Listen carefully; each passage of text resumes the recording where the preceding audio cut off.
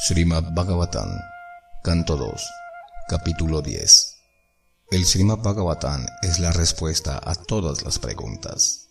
Srila Sukadeva Goswami dijo: en el Srimad Bhagavatam, las declaraciones se agrupan en 10 divisiones respecto a lo siguiente: la creación del universo, la subcreación, los sistemas planetarios, la protección que brinda el Señor, el impulso creativo, el cambio de manus, la ciencia de Dios, el regreso al hogar, de vuelta a Dios, la liberación y el summum bonum. Para aislar la trascendencia del summum bonum, las características del resto se describen a veces mediante inferencias védicas, algunas veces mediante la explicación directa y algunas veces mediante explicaciones resumidas dadas por los grandes sabios. La creación elemental de los 16 componentes de la materia, a saber, los 5 elementos, fuego, agua, tierra, aire y cielo, el sonido, la forma, el sabor, el aroma, la textura, y los ojos, los oídos, la nariz, la lengua, la piel y la mente, se conoce como sarga, mientras que la subsiguiente y resultante interacción de las modalidades de la naturaleza material se denomina visarga. La situación idónea para las entidades vivientes consiste en obedecer las leyes del Señor, y de ese modo poseer una perfecta paz mental bajo la protección de la Suprema Personalidad de Dios. Los manus y sus leyes tienen la función de dar una dirección correcta en la vida. El incentivo para las actividades es el deseo de realizar trabajo fruitivo. La ciencia de Dios describe las encarnaciones de la personalidad de Dios y sus diferentes actividades, juntamente con las actividades de sus grandes devotos. La fusión de la entidad viviente, juntamente con su tendencia viviente condicional, con la acostada mística de Mahavishnu, se denomina la terminación de la manifestación cósmica. La liberación es la situación permanente de la forma de la entidad viviente, después de que ésta abandone los cambiables cuerpos materiales toscos y sutiles. El Supremo, quien es el célebre como el Ser Supremo o el Alma Suprema, es la fuente suprema de la manifestación cósmica, y también su depósito y su terminación.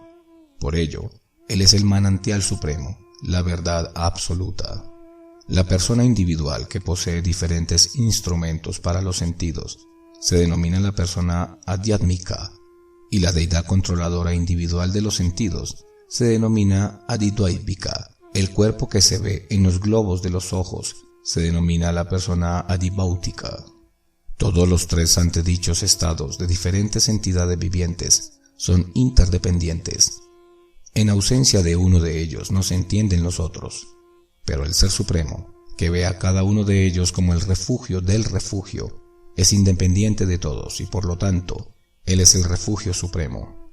Después de separar los diferentes universos, la gigantesca forma universal del Señor, Mahavishnu, que salió del océano causal, el lugar de la aparición del primer Purusha Avatara, entró en cada uno de los universos separados, deseando recostarse en la trascendental agua creada, Garbhodaka. Esa suprema persona no es impersonal, y por lo tanto, tiene como cualidad distintiva la de ser un Nara, o persona. Por consiguiente, el agua trascendental que emana del supremo Nara se conoce como Nara, y debido a que él se acuesta en esa agua, se lo conoce como Narayan. Uno debe saber definitivamente que todos los ingredientes materiales, las actividades, el tiempo y las modalidades, así como las entidades vivientes que están destinadas a disfrutar de todo ello, existen solo por su misericordia, y tan pronto como Él no se ocupa de ello, todo se vuelve inexistente. El Señor, mientras yacía en su cama de sueño místico, generó el símbolo seminal de matiz dorado a través de la energía externa, debido a su deseo de manifestar diversas variedades de entidades vivientes procedentes solo de Él. Tan solo óyeme decir cómo la potencia de su señoría divide la unidad en 3 partes, que reciben el nombre de entidades controladoras, entidades controladas y cuerpos materiales, de la manera mencionada anteriormente.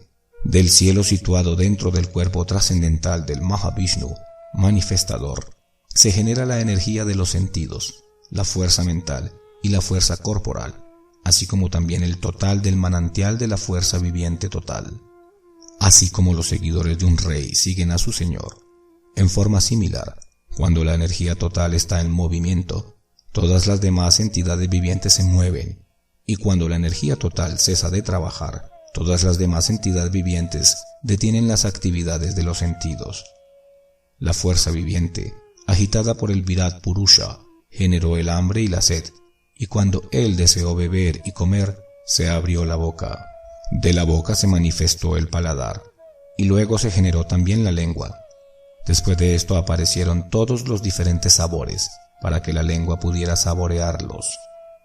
Cuando el Supremo deseó hablar, se vibraron discursos por la boca. Luego se generó de la boca la deidad controladora llamada fuego, pero cuando él yacía en el agua, todas esas funciones permanecieron suspendidas. Luego, cuando el Supremo Purusha deseó percibir olores, se generaron las fosas nasales y la respiración. Aparecieron los olores y el instrumento nasal, y la deidad controladora del aire, llevando el olor, también se manifestó. Así pues, cuando todo existía en la oscuridad, el Señor deseó verse a sí mismo y a todo lo que se había creado. Luego, los ojos, el iluminador Dios Sol, la capacidad de visión y el objeto de la vista se manifestaron todos. Con el desarrollo en los grandes sabios del deseo de saber, se manifestaron los oídos, la capacidad de oír, la deidad controladora de la audición y los objetos de la misma. Los grandes sabios deseaban oír hablar acerca del yo. Cuando apareció un deseo de percibir las características físicas de la materia, tales como la suavidad, la dureza, el calor, el frío, la liviandad y la pesadez, se generaron el trasfondo de la sensación, la piel, los poros cutáneos, los vellos del cuerpo y sus deidades controladoras, los árboles. Por dentro y por fuera de la piel se encuentra una cobertura de aire a través de la cual se hizo patente la percepción de los sentidos. Después, cuando la Suprema Persona deseó realizar diversas variedades de trabajos, se manifestaron las dos manos y su fuerza controladora, e Indra, el semidios del cielo, así como también los actos que dependen tanto de las manos como del semidios. Luego, debido a su deseo de controlar el movimiento, se manifestaron sus piernas, y de las piernas se generó la deidad controladora llamada Vishnu. Mediante su supervisión personal de este acto, todas las variedades de los seres humanos se ocupan laboriosamente en el sacrificio constituido por las ocupaciones obligatorias. Luego, para el placer sexual, engendrar prole y saborear néctar celestial, el Señor manifestó el órgano genital, y por ello existe dicho órgano y su deidad controladora, el Prayapati, el objeto del placer sexual y la deidad controladora, se encuentran bajo el control del órgano genital del Señor. Después de eso, cuando él deseó evacuar el desperdicio de los comestibles, el agujero de la evacuación, el ano, y el órgano de los sentidos respectivo, se desarrollaron juntamente con la deidad controladora, Mitra. El órgano de los sentidos y la sustancia que se evacúa se encuentran ambos bajo el refugio de la deidad controladora. Luego, cuando él deseó moverse de un cuerpo a otro, se crearon conjuntamente el ombligo y el aire de la partida y la muerte. El ombligo es el refugio de ambos, es decir, de la muerte y de la fuerza separadora. Cuando hubo un deseo de tener comida y bebida, se manifestaron el abdomen y los intestinos, y también las arterias.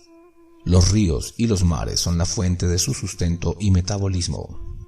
Cuando hubo un deseo de pensar acerca de las actividades de su propia energía, se manifestaron entonces el corazón, el lugar de asiento de la mente, la luna, la determinación y todos los deseos. Los 7 elementos del cuerpo, a saber, la fina capa que se encuentra sobre la piel, la propia piel, la carne, la sangre, la grasa, la médula y el hueso, están todos hechos de tierra, agua y fuego, mientras que el aliento vital es producido por el cielo, el agua y el aire. Los órganos de los sentidos están apegados a las modalidades de la naturaleza material, y las modalidades de la naturaleza material son productos del ego falso. La mente está sujeta a toda clase de experiencias materiales, felicidad y aflicción, y la inteligencia es la característica de la deliberación de la mente. Así pues, con todo eso, el aspecto externo de la personalidad de Dios es cubierto por formas toscas tales como las de los planetas, los cuales te fueron explicados a ti por mí. En consecuencia, más allá de esta, la manifestación tosca, se encuentra una manifestación trascendental, más fina que la forma más fina. Esa manifestación no tiene ningún comienzo, ni estado intermedio, ni final. Por consiguiente, se encuentra más allá de los límites de la expresión o de la especulación mental, y es distinta de la concepción material. Ninguna de las dos formas anteriores del Señor, que se acaban de describir ante ti desde el punto de vista material, es aceptada por los devotos puros del Señor que lo conocen bien. Él, la personalidad de Dios, se manifiesta con una forma trascendental, siendo el sujeto de su nombre trascendental, cualidad, pasatiempos, séquito y variedad trascendental. Si bien él no es afectado por ninguna de esas actividades, parece estar ocupado de esa manera. Oh Rey, he de decirte que todas las entidades vivientes son creadas por el Señor Supremo de acuerdo con sus pasadas acciones. Eso incluye a Brahma y sus hijos, tales como Daksha, a los cabezas periódicos, tales como Vaisvavata Manu, a los semidioses, tales como Indra, Chandra y Varuna, a los grandes sabios, tales como Bhrigu, Vyasa y Vasista, a los habitantes de Pritaloka y Siddhaloka, a los charanas, Gandharvas, Vidyadharas, Asuras, Yakshas, Kinnaras y ángeles, a los seres serpentinos, a los Kimpurushas, con forma de mono, a los seres humanos, a los habitantes de Matriloka, a los demonios, pisachas, fantasmas y a los espíritus, a los lunáticos y a los espíritus malignos, a las estrellas buenas y malas, a los duendes, a los animales del bosque, a las aves, a los animales domésticos, a los reptiles, a las montañas, a las entidades vivientes móviles y fijas, a las entidades vivientes nacidas de embriones, de huevos, de transpiración o de semillas, y a todas las demás, bien sea que se encuentren en el agua, o en la tierra, o en el cielo, felices, afligidas, o con mezcla de felicidad y aflicción. Todas ellas, de acuerdo con sus pasadas acciones, son creadas por el Señor Supremo, de acuerdo con las diferentes modalidades de la naturaleza material, la modalidad de la bondad, la modalidad de la pasión y la modalidad de la oscuridad. Existen diferentes criaturas vivientes que son conocidas como semidioses, seres humanos y entidades vivientes infernales. Oh Rey, hasta una modalidad específica de la naturaleza, estando mezclada con las otras dos, se divide en tres, y así pues, cada clase de criatura viviente es influida por las otras modalidades, y así adquiere sus propios hábitos. Él, la personalidad de Dios, como el sustentador de todo lo que hay en el universo, aparece en diferentes encarnaciones después de establecer la creación, y así pues, rescata a todas las clases de almas condicionadas, de entre los humanos, los no humanos y los semidioses. Después de eso, al final del milenio, el propio Señor en la forma de Rudra, el destructor, aniquilará la creación completa tal como el viento dispersa las nubes. Los grandes trascendentalistas describen así las actividades de la suprema personalidad de Dios, pero los devotos puros merecen ver cosas más gloriosas en la trascendencia, más allá de estos aspectos. El Señor no actúa directamente como ingeniero en la creación y la destrucción del mundo material. Lo que se describe en los Vedas acerca de su participación directa es simplemente para contrarrestar la idea de que la naturaleza material es el creador. Este proceso de creación y aniquilación, descrito aquí en resumen, es el principio regulativo que existe durante el periodo de un día de Brahma. Ese es también el principio regulativo en la creación del Mahat, en el que se disemina la naturaleza material. Oh Rey, he de explicarte en su debido momento la medida del tiempo en sus aspectos toscos y sutiles, con las características específicas de cada uno de ellos. Pero por el momento, permíteme explicarte el Padmakalpa. Saunaka Rishi, después de oír todo lo referente a la creación, le preguntó a Sutta Goswami acerca de Vidura, pues Sutta Goswami le había informado anteriormente cómo Vidura había abandonado el hogar, dejando a un lado a todos sus familiares, a quienes era muy difícil abandonar. Saunaka Rishi dijo: «Haznos saber, por favor, qué asuntos se discutieron entre Vidura y Maitreya, quienes conversaron acerca de temas trascendentales, y que preguntó Vidura y respondió Maitreya. También, por favor, haznos saber cuál fue la razón por la que Vidura abandonó la relación con los miembros de su familia y por qué regresó de nuevo al hogar. Por favor, también danos a conocer cuáles fueron las actividades de Vidura mientras se encontraba en los lugares de peregrinaje. Sri Suta Goswami respondió: ahora he de explicarles a ustedes los mismos asuntos que explicó el gran sabio en respuesta a las preguntas del rey Pariksit. Por favor, oigan atentamente. Fin del segundo canto.